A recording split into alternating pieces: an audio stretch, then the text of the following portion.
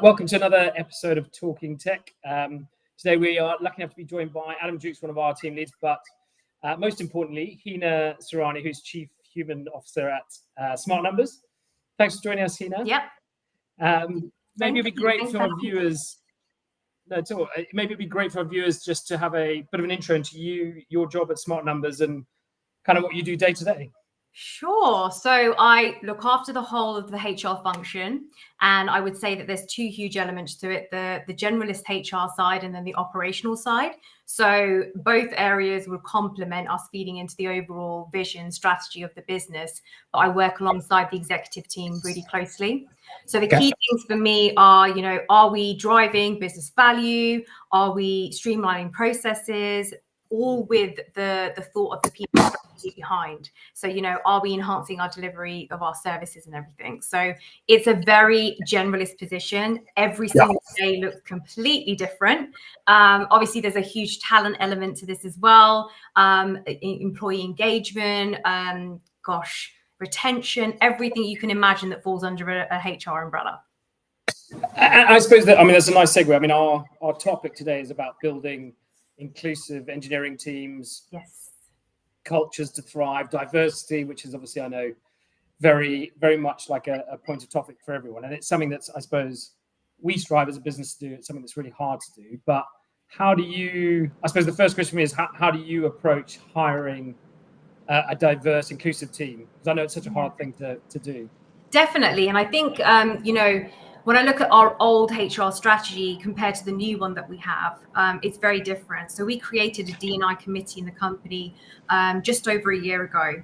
And one of the first things that we identified was that our recruitment process needed to be streamlined and it needed to have much more of a D&I focus. And so we stripped it apart. We didn't have many stats to work with, but we tried to find a baseline and plug into the gaps that we saw. So, we started asking ourselves questions like, should we anonymize CVs? What kind of tests should we have? Who should be on the panel? How are we writing our job descriptions and adverts that are going out? And so there was this whole push in order for us to focus much more in on the D&I elements. So, even to the point of looking at different job boards that we would put roles on, speaking with our agencies and understanding what their agenda is behind the whole D&I function. Because if my agencies are thinking about D&I with the same lens I am, then we're on the same page.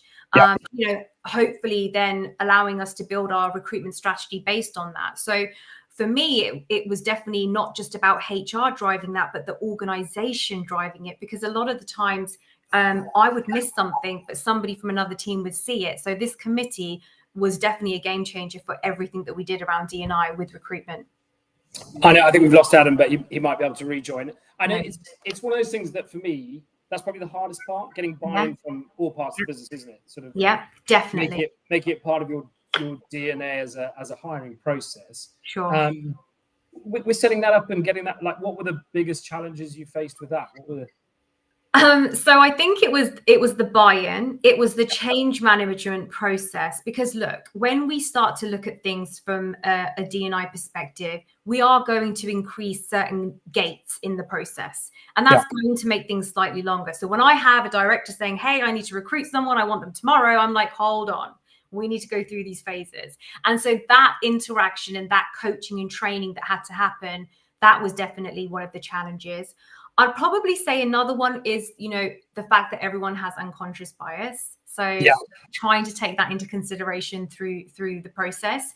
And then the metrics and tracking. So I have now found myself with so much data that I'm struggling to know what to do with it. And so I'm always like spending hours pulling information from here because, we've spent a year and a half running this new process. And what I want to do now is say, right, this is the results we've been able to achieve. How am I now taking it up another step? Because this isn't something that changes overnight. So those for me would be my biggest challenges. Glad we got Adam back with us. It's a technology podcast. It wouldn't work if you didn't have some issues, but at least. The bit on the, I just wanted to go back to you mentioned about everyone having unconscious bias, which is true.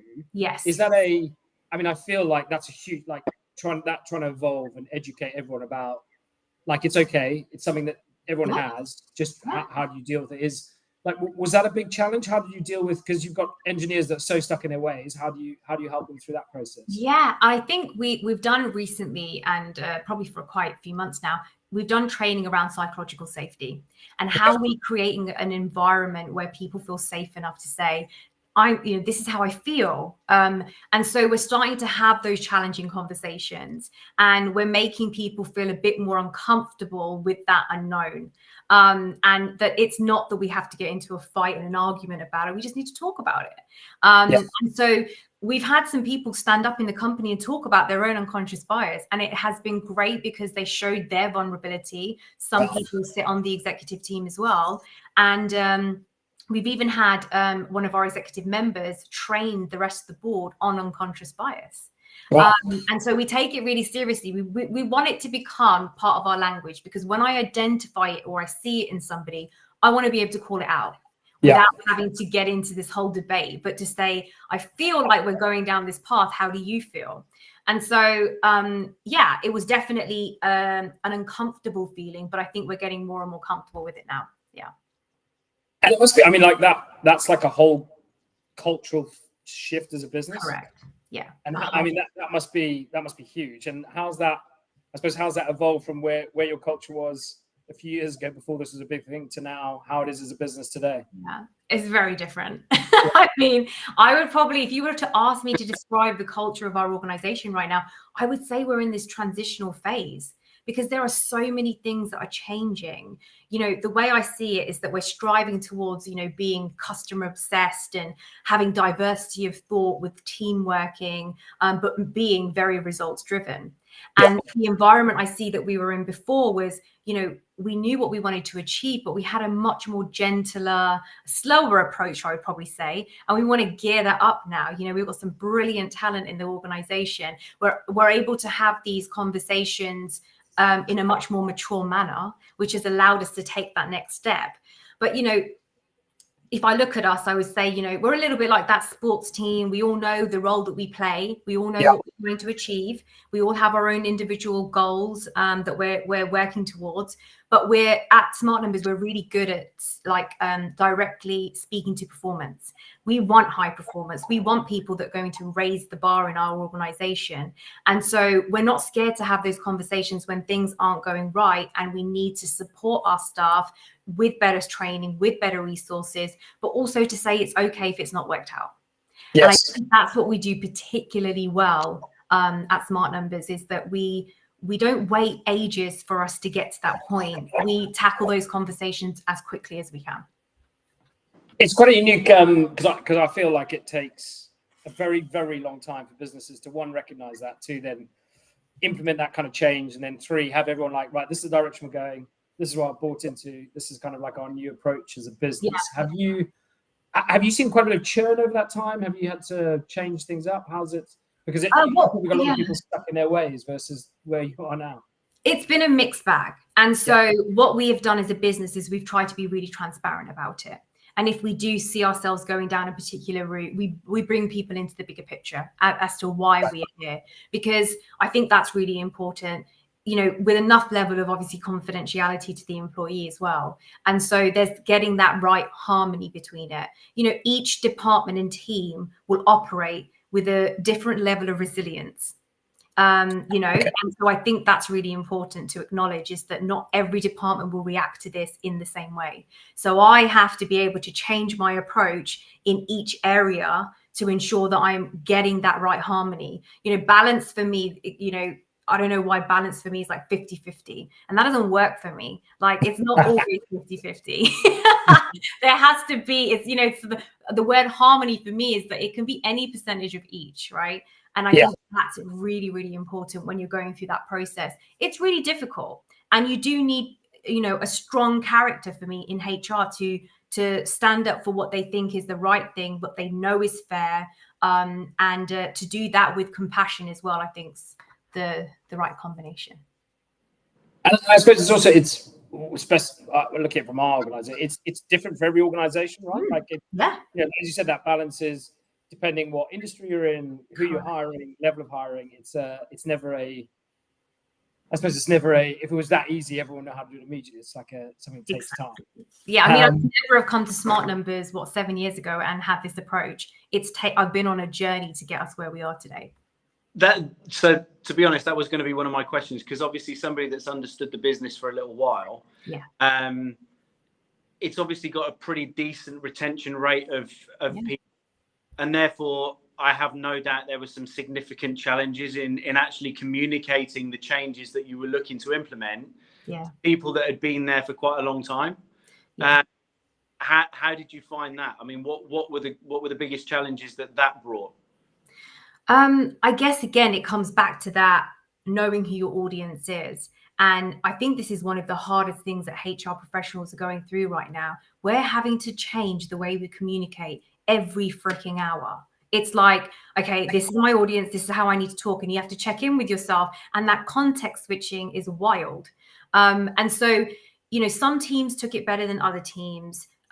Building that story, I think that's really important, taking people on that journey. And we have not always got it right. I will 100% put my hands up and say we have learned, we have acknowledged, we've received feedback. And every time that we're in a situation like that, we're always, calling back on those retrospective conversations and thinking, right, what can we do to avoid going down that path again? You're always going to upset somebody. You have to accept that. Yeah. You actually mentioned that. That's a great, I was going to ask, so it's a bit like the data you input. The feedback loop's really important in that, isn't it? Sort of massively. How do you manage that? Because it's quite a hard, I suppose that for me is even harder process to manage when you're trying to feed back into something that you're trying to implement. How have you gone about doing that? We're really close to our organization. So our HR team will, very regularly speak to individuals, teams, departments. And so we're involved in a lot of conversations. And so through that, we get a lot of feedback. But we do have a tool that we use called Peakon that allows you to give regular feedback on it every 2 weeks. So we capture a lot of information from there, which is anonymous. So it gives freedom for people to speak a bit more openly. And we rate ourselves on that. We're scored on that. So we have a section that's all about transformation and change. And so we can actively see if we're doing something wrong, it's coming through. And our staff aren't shy. They will tell you what they think. But I much more prefer to work in that world than be trying to guess how my staff are feeling. And so I love the direct approach. I have thick skin. And if anything, you're saving me time by giving me that direct feedback, because then I can start acting on it straight away. It's quite a with sort of, I feel like I could open a can of worms, but it's like really refreshing, because like my half my issue is changing my communication style, or where, depending on generationally who you're speaking to, how long they've been in the business, what's their like. I quite like especially from an HR perspective, which I suppose it's more my fault. It's sort of in my mind, I'm thinking it's like whiter than white, straighter than straight. Have to keep everything like, it's really refreshing to hear how direct it is as well. Think that quite often we worry too much about the way that things are perceived, potentially, and I think that there's a mature way of communicating things, but sometimes we worry too much about what we're going to say without actually saying it. And I think that's an issue. It's a fine balance, I think, in a lot of organizations, between feeling something and communicating something. And communication is, like, I think, is the greatest skill. And I think you mentioned a few times, Heena, the importance of kind of being fluid in the way that you're able to communicate things, because of the people that you're communicating to. And I think this.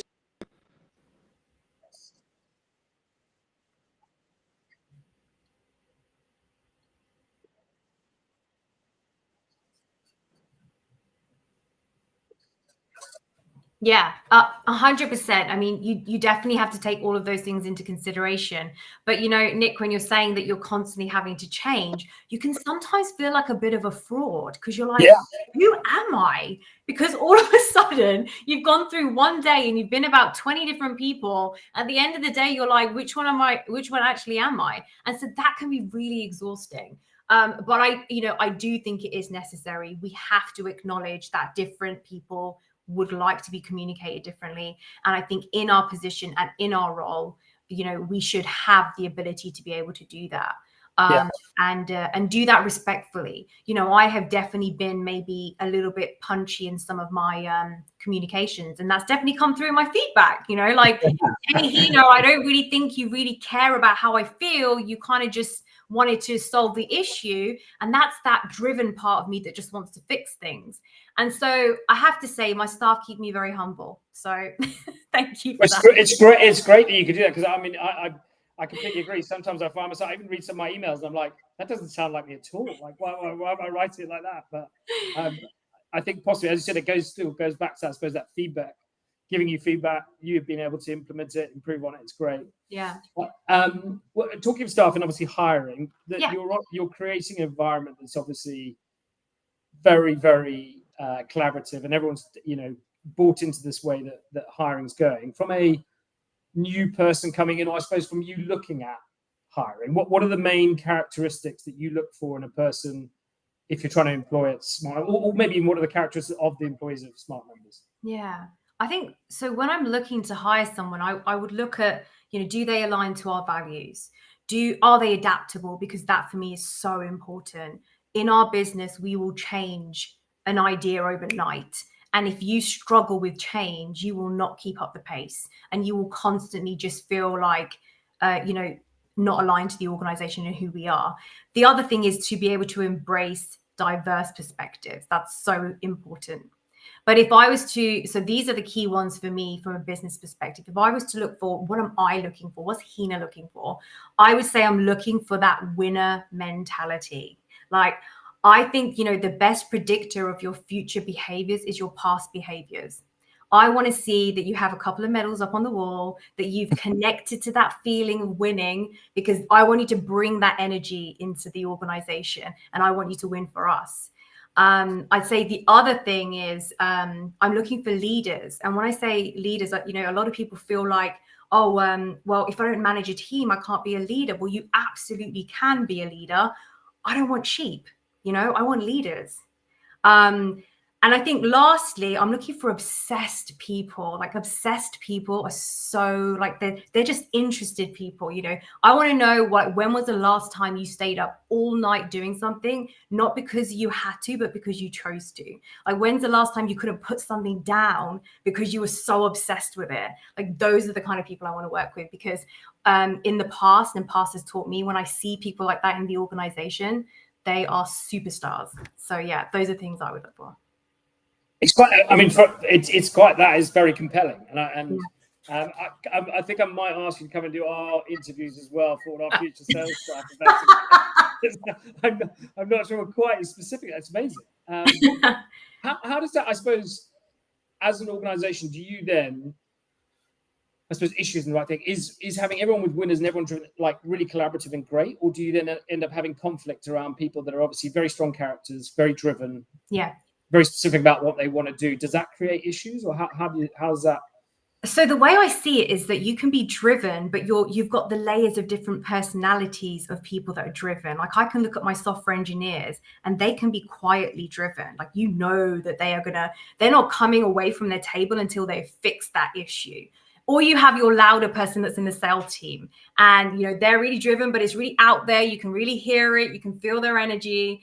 So there's different versions of that winning mentality. And I think as long as you can have respect within that, as long as you can have the ability to have that diverse perspective, then I think it works really, really well. You're always going to have situations where it doesn't.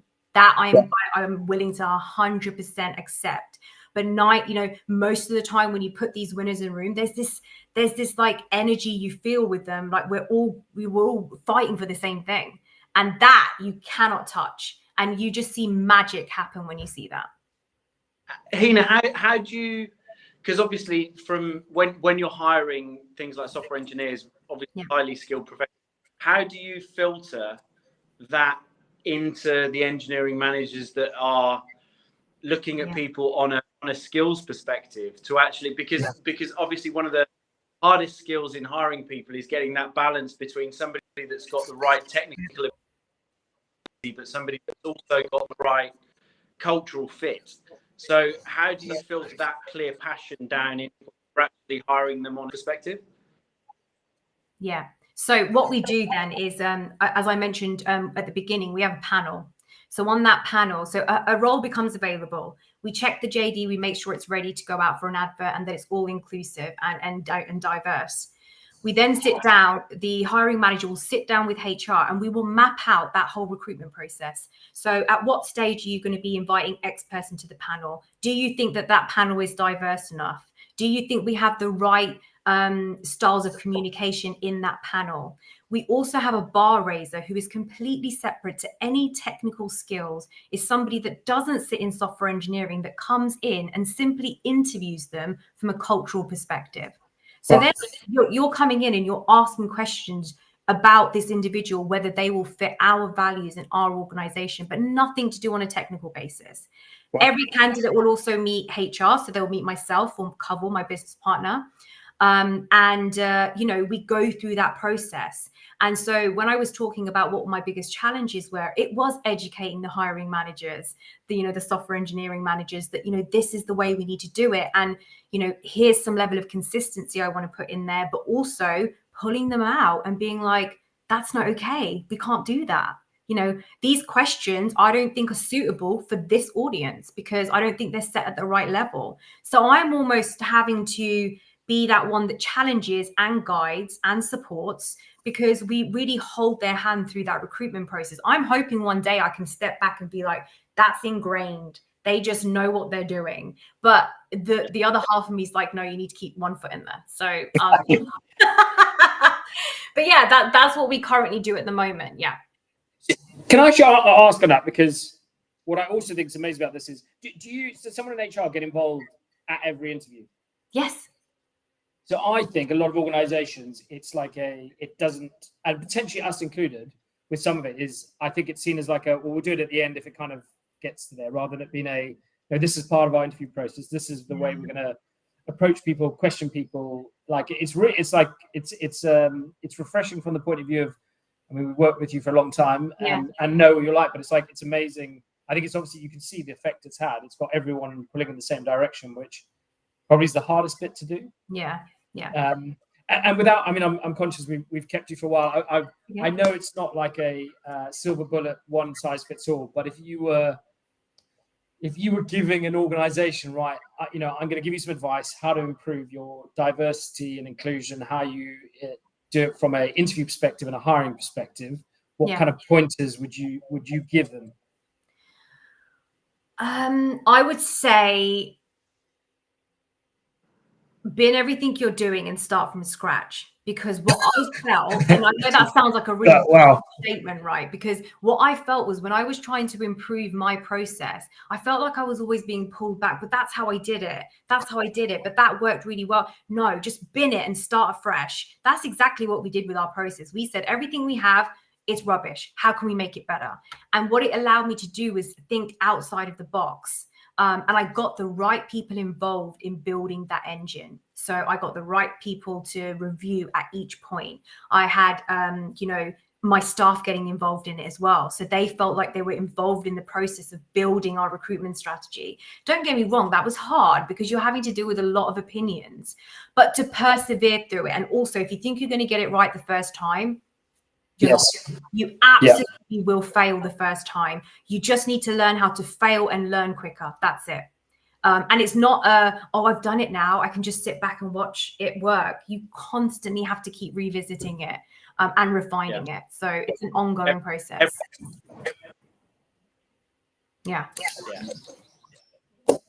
It's funny enough, I feel like I'm kind of making a rod for my own back here, because I feel like we're going to have to completely start our interview process again and restart.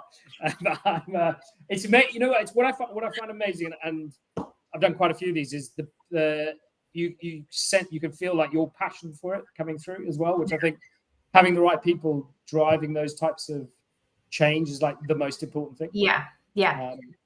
And being part of it. And the last thing I'm going to ask you, I'm sorry, I'm keeping you for ages now, is that the committee that you formed, were they part of the process of we're going to form this committee and now we're going to come up with the questions, the criteria, the direction we take our hiring?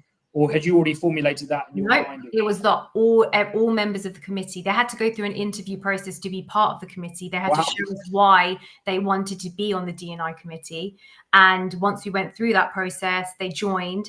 We then started to pull apart the organization, saying where we don't think D&I is working particularly well. And recruitment was just the biggest area. And so we were like, right, we'll create a goal out of this. And then we created within the committee, we had a little subcommittee that was particularly working on the strategy for recruitment. You know, and a big shout out to Chris and Sophie at Smartnumbers, because honestly, they have helped us build such an amazing process. And I've already started to see stats that are improving. Well, it's amazing, and we really appreciate your time today. And I feel like there's another episode here in you doing like a live dissection of our process and how we're going to redo recruitment and hiring. It actually could be quite entertaining. But it's really kind of you to join us, Heena. Thank you. Really appreciate it, Nick. Thank you so much for your time. Thank you, Adam. Adam's been sort of in and out, but as I said, gives it a bit of authenticity, the fact that it's not working perfectly. But have a great day, and really appreciate you joining us. Thank you. Cheers. Take care. Thanks a lot. Bye-bye.